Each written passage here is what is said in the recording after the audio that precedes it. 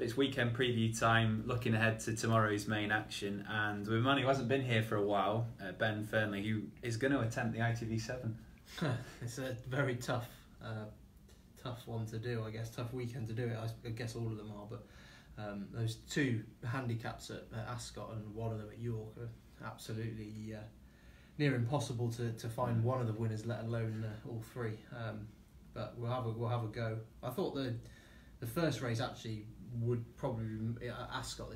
Would probably be where my sort of main bet of this preview would come. Really, it's the only horse that I've really felt strongly about backing in the sort of previews that we've in the races I've looked at for this preview.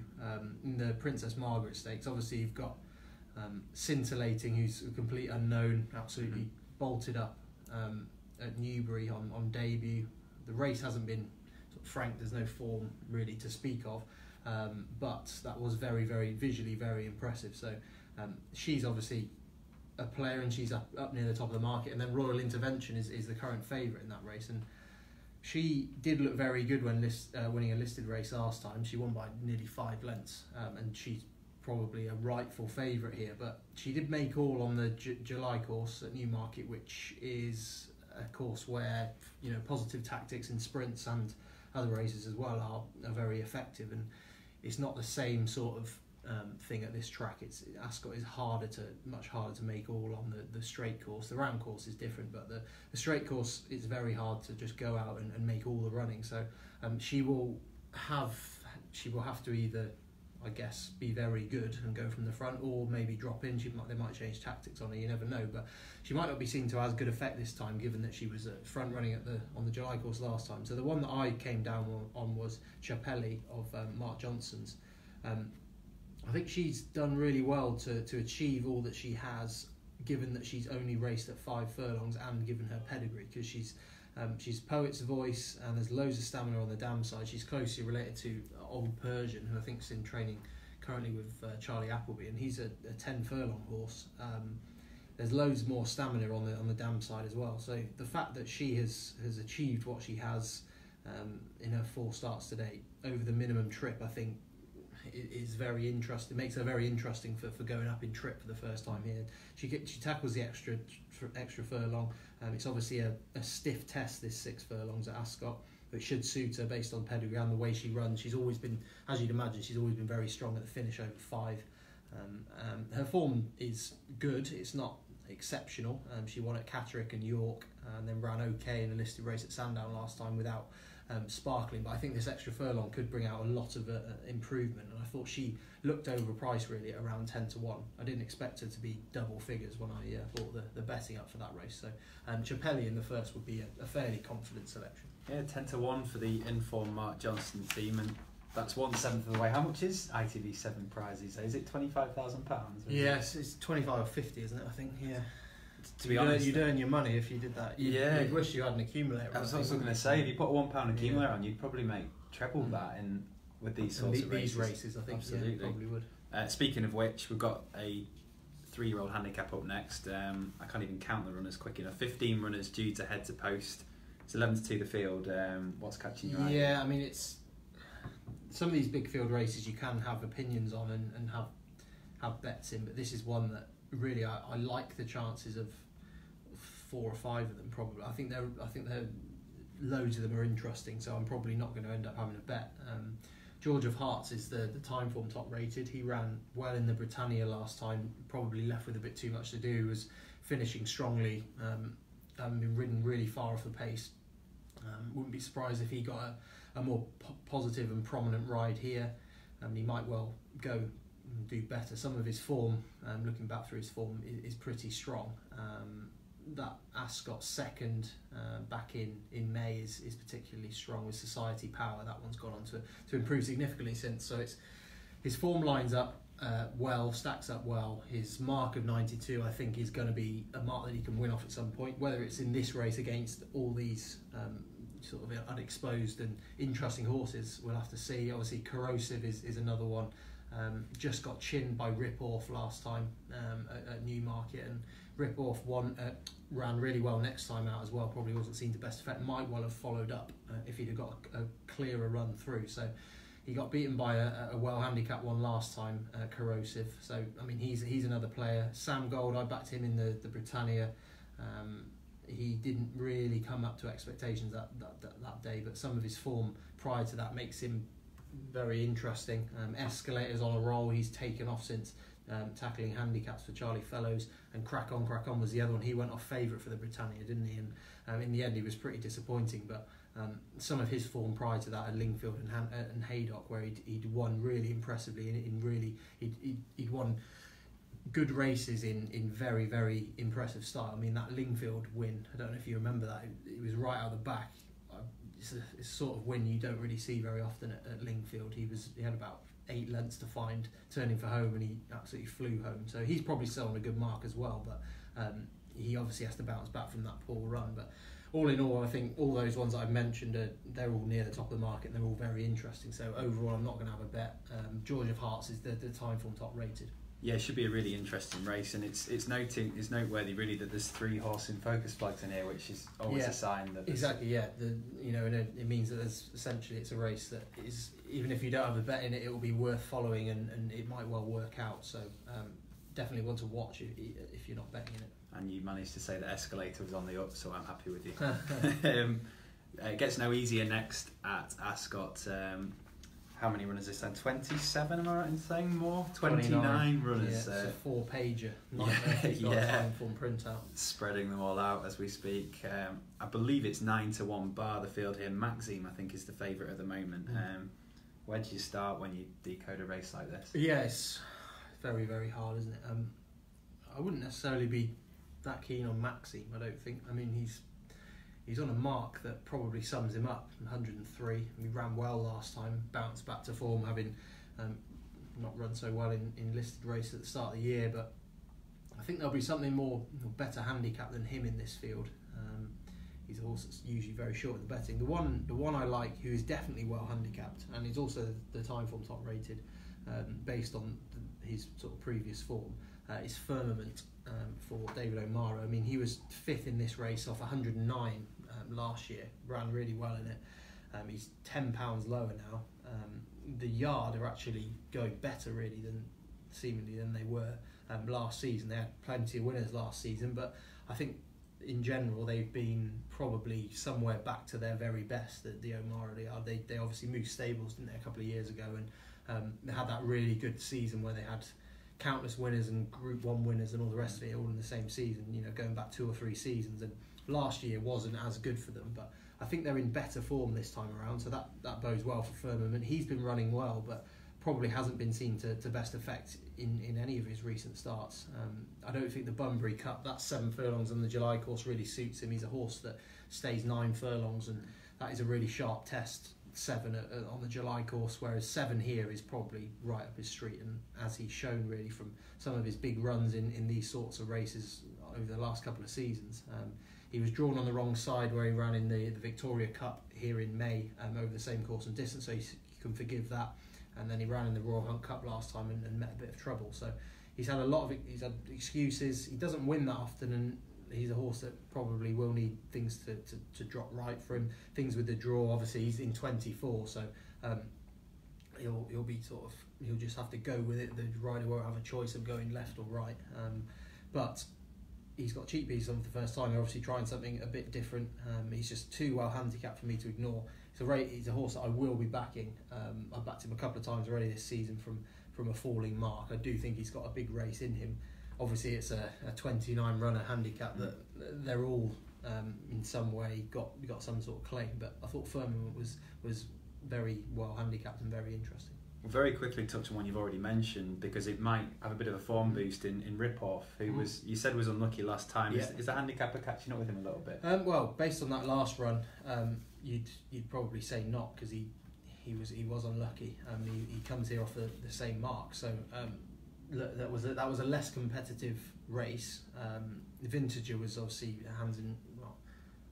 miles ahead of everything, and that he was essentially a group horse in a handicap that day. So Rip-Off probably wouldn't have beat him even with a clear run through. He might have gone closer than he did. but he showed that he's able to run well from this mark, and this is a more competitive race, but he's going the right way, isn't he? You look at his figures here, he's going up and improving. He's upwardly mobile, so he might well have a bit more to offer. But yeah, I'd say Firmament's the one that I will be backing, but not with any great confidence in that sort of No, he's 16-1. I assume you'll get 4. You'll probably get 4, maybe even get 5 places in. Yeah. Would you be backing each way? Yeah, I think he is a good each way one actually. I don't often advocate betting each way a lot, because in a lot of races the terms aren't very favourable. But in these big handicaps, they do tend to be, especially if you're getting extra places and things like that. And I can't really, unless the draw scuppers him or something like that, I can't really see him being out of the first 5, because he's so well handicapped. He's proven at the course, unless he meets trouble or something. He should be in the first 4 or 5 at least. Now we'll move on to the feature tomorrow, the King George, and we thought we had this race all worked out, but I believe it's raining right now at Ascot, which could turn its race on its head, because at the top of our ratings we've got Timeform's highest rated horse in Europe here, Cracksman. Yeah. If he does run, do you think he'll run? And if he does, is he the one they've got to beat? Yeah, well, the reports earlier were saying that he probably wasn't going to run because it was so dry last night. Maybe they were expecting a bit of rain. It might well rain enough that he's still in the betting. He's not been pulled out yet. I still think that even if he did run, I would probably still be leaning towards going against him, because I just didn't like that effort at Ascot last time at all. I know he had excuses. He was coltish in the paddock and just never really looked like he was interested in racing at all on the day. But that is a concern. I mean, he's not got any sort of headgear, which could have been an option, I guess, to sort of put his mind on the job a little bit more. It might be that he was having an off day and he turns up here and does the business, but he did just scramble home at Epsom prior to that, didn't he? He wasn't ultra impressive there. I just wonder whether his temperament's getting the better of him a little bit this season. He seems to be going the wrong way in that department. So I wouldn't be surprised if he ran were he to get beaten. But we'll have to see. Hopefully he does run, because it's an extra layer of interest in the race. Even if he doesn't run well, it's still beforehand. You're still getting a bigger price about some of the other ones in there, etc. So hopefully he does. I thought Crystal Ocean was definitely the most likely winner. He's 2-1, and he'll be even shorter. He'll be 6-4 probably if Cracksman comes out, and 7-4, 6-4. But I just think he's still not shown his all this season. He's won all 3 of his starts, but every time he's run, I just get the impression there's more to come from him. There's more in the tank. He was one of the horses I was most looking forward to coming into this season, based on that run in the Ledger the back end of last season, when he absolutely tanked through the race and perhaps just got outstayed that day. But he's gone from strength to strength this season. He's well capable of winning a race like this. I think a premium Group 1. He just looks that sort of horse to me. He's still got the Peon. There's not many 4-year-olds that have had as much racing as him midway through their 4-year-old career that will still have the Timeform P attached, and that just shows what sort of horse he is. Really, he's just really progressive, and I think he can progress again, and I think he can win this race even with Cracksman in it. I don't think Poet's Word is necessarily a massive threat. I think he was probably made to look good in a race last time where obviously Cracksman bombed out and wasn't himself. So obviously he has won a Group 1. You've got to give him respect. But of the 2, Crystal Ocean just looks like he's got so much more to offer compared to Poet's Word. Poet's Word, I wouldn't be surprised if that was his sort of maximum rating that he ever achieves. In that race at Royal Ascot, the Princess of Wales is. Whereas Crystal Ocean, you wouldn't be surprised if he, went on to do even better things. So yeah, Crystal Ocean. Even if Cracksman runs, hopefully Cracksman does run. It looks like it's going to be a 2, possibly 3-way match in this. But you look further down the field. Aidan O'Brien's got 2. Is there any potential for him to cause trouble within running if he sets Rostropovich off at a daft gallop? Yeah, I mean, I wouldn't have thought so. I mean, Poet's Word, Crystal Ocean, he's very versatile. Even though he was beaten in that Ledger, he's still got the trip. You know, he still finished second in it. So I don't think that you know, if they go hard and it is a stamina test, I think it will be fine for him, because he does get that extra couple of furlongs if necessary. He's just a very straightforward and versatile horse. So I don't think, well, first and foremost, I don't think Hydrangea and Rostropovich are good enough to beat him. And second of all, I don't think any sort of tactics could really upset him, because I think he's such a straightforward sort. Okay, so pretty strong vote then for Crystal Ocean in the King George, and we'll go up north now to York, where there's a really competitive card. Starting with a handicap at 205. Only 8 runners in this, but 5-2 bar, and Inculturati is a really lightly race sort. Yeah, he's actually on a 4-timer here, which is strange because he's only run once in the last 2 years. But he was off 20 months when he ran last, and he won nicely at Newmarket.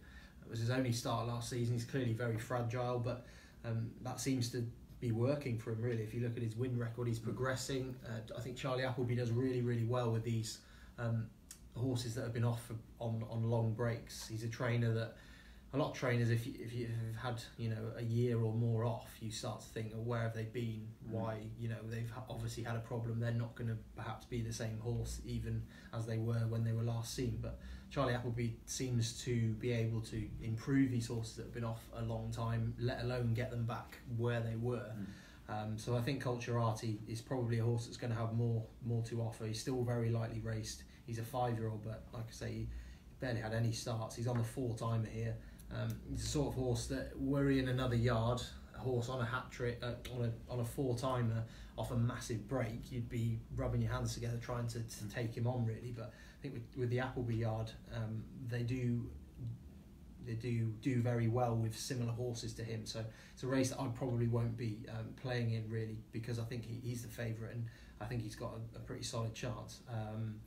Get Knotted is the second fav, and he has got a very, very good course record, and he bumped into an unexposed one last time, so he'll run his race again. If the favourite bombs, he's the obvious one to sort of take advantage really, along with Starlight Romance, who did beat the Great Wall, who's won since here back in June, and then for whatever reason didn't run a race last time. But Get Knotted is probably the most solid opposition to the favourite if you don't fancy Culturati, but I personally think he's one to avoid betting against because of his yard and how they treat similar horses. It could be a stroke of genius from Charlie Appleby. He might have finally worked out how to beat the bounce factor. There's something that they do that they always seem to run really well fresh, these Appleby horses. So we've another small field up next at 240, a 6 furlong handicap. Loads of interesting names in here as well. 19 due to head to post, and I think it is Enjazat who's the favourite at 7-1. Yeah, he is. He would be making his handicap debut tomorrow. He's been running in a group race last time, Hackwood at Newbury, where he's probably given a little bit too much to do. He was 50-1 that day, but he certainly wasn't disgraced. Only beaten 2.5 lengths. So for a mark of 103, I think he's got to be interesting. I can completely see why he's near the top of the betting, and the way he sort of travels through his race is a very strong traveller on the verge of being a free goer. You can see why he would be suited by a big field. The one that's top of the ratings and the one that I would like, apart from the fact that he's drawn away from all the pace, which could be an issue. But anyway, Golden Apollo is, I think, very interesting. He won 3 times in 3-year-old handicaps last season, including at this track. Some of the form of those runs is really strong, and he's just been ticking over this year. He fared best of those that were ridden from off the pace at Newcastle last time. He still hasn't quite got his conditions, and I just get the impression that not quite had his day yet this year. When he ran, I think he ran at York earlier this season, and the yard weren't really going too well at the time. They're going much better now, and I don't think he was seen to best effect last time. So Golden Apollo is very interesting. A big field and a strong pace will suit him very well, but stall 1 I think is an issue. Harome and Watchable are the 2 obvious pace angles, and they're both drawn much higher, so it could be that we end up getting a group on the sort of the high drawn horses being being the ones that are the ones to focus on, depending on how it unfolds. But I don't really like the draw with Golden Apollo, and I'm not going to back him as a result. But I do think he's an interesting horse, and he's the Timeform top rated in that race. Bit of a flag collector as well, 3 Timeform flags. Yeah, he's got more, hasn't he? Yeah. Which means he can't win. Yeah, yeah. One to go now. Group 2 action. The York Stakes. 8 due to Postman. We've got quite a hot favourite here in Elikam, who was disappointing when last seen in the Irish Guineas. Looking forward to seeing Elikam again. I thought he was one of the more exciting 3-year-olds coming into this season. Won both his starts as a 2-year-old, but he hasn't quite lived up to the hype. His Guineas run, there was nothing wrong with that. He finished 4th, and obviously the race is, as you'd expect for a Guineas, has worked out very well. You know, Massar was 3rd, Roaring Lion was 4th, and obviously Saxon Warrior perhaps has gone the wrong way slightly, but he was still a proper Group 1 2-year-old. So it's a very, very strong Guineas, and Elikam finished 4th in it. Obviously things, for whatever reason, just didn't work out last time when he was sent over to Ireland. Who knows what was wrong with him? I don't think there's been any official word of anything, but I think the step up in trip with him is interesting here, provided that he's sound again after a break. That break should do him plenty of good.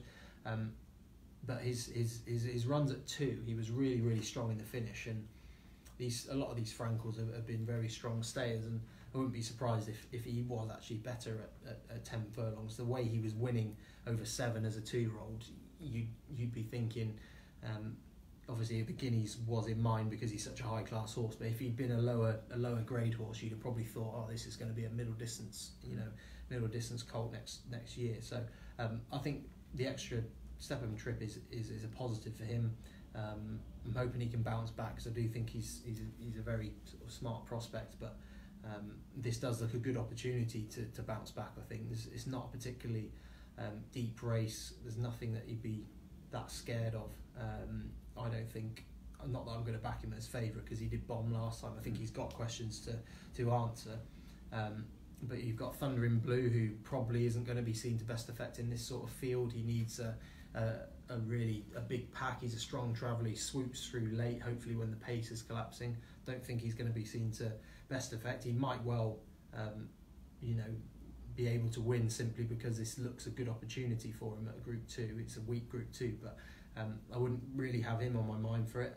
Smart Call, she won a listed race last time, won it very well, but she's been found out to a degree at Group 2 level before in this country. She's got some group form overseas, but against fillies as well, whereas she's taken on the colts obviously here. So I wouldn't really have her. Forest Ranger, I think he did well to win 2 races at the beginning of the season, because he was quick out the gates last year, won his first start and then didn't win again. He was obviously very wound up and ready when he won first time out this year, and then he took advantage of Eminence flop in the Huxley Stakes last time. So I think he's possibly had his day this season. That's what I was going to ask you actually. Do you think he would be able to, because that was what he was all about, getting out and dominating. Is there any scope for that this time? I don't think there's massive pace on, and that's part of the reason for sort of being against Thunder in Blue. I mean, Smart Call can be up there. I doubt Elikam, even though he's a Mark Johnson horse, will want to front run, given that he's going up 2 furlongs in trip.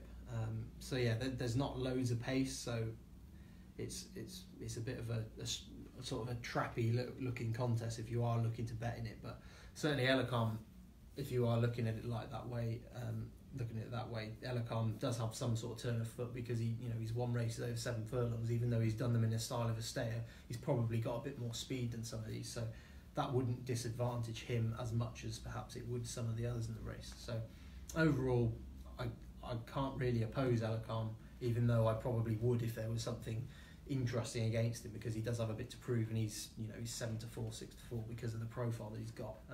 But I think this is a really good opportunity for him to get back on track, essentially. Okay, so Elikam to round off the ITV7, and when it does win tomorrow, send all tips to Ben Fearnley, Timeform House, Halifax, Yorkshire.